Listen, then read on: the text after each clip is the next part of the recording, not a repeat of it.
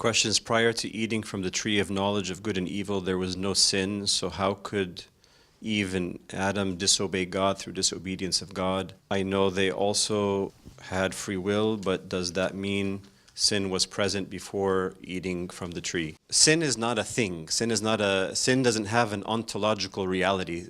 The only reality, the only existence is the being. We say we say in the divine liturgy, God the being. Existence is in Him. Therefore, sin cannot have an existence, a being of itself.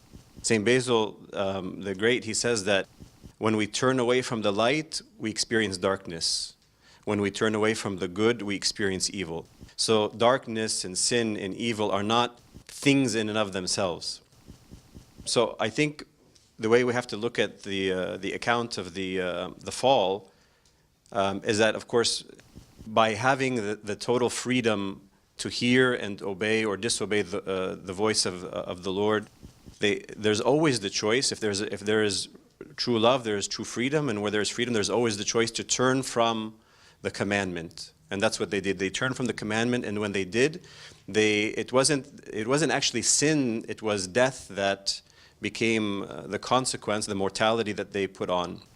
And so think of mortality, or think of the effect of the fall as an illness. That's the way in the East they like to think of the result of the fall, is that man became sick.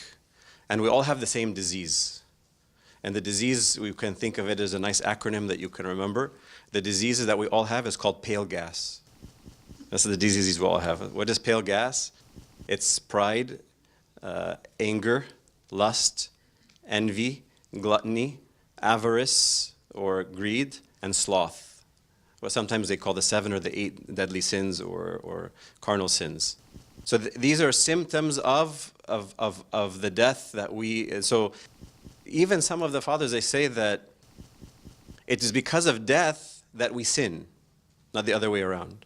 It's because of death that we sin. In other words, because death entered and I cling to my life, and I have the fear of death, so this makes me cling to the pleasures and the things of the world in order to give me some sort of security, some pleasure, some comfort, because of the reality of death. So actually death is what leads us to sin. But I think in the account of the creation and the fall, we just have to look at it in terms of the freedom that was bestowed on Adam and Eve and the choice that they made to disobey the commandment, which again, think of it as not that darkness doesn't exist, it is simply the turning away of the light. Evil doesn't exist, it's turning away from the good, and so on.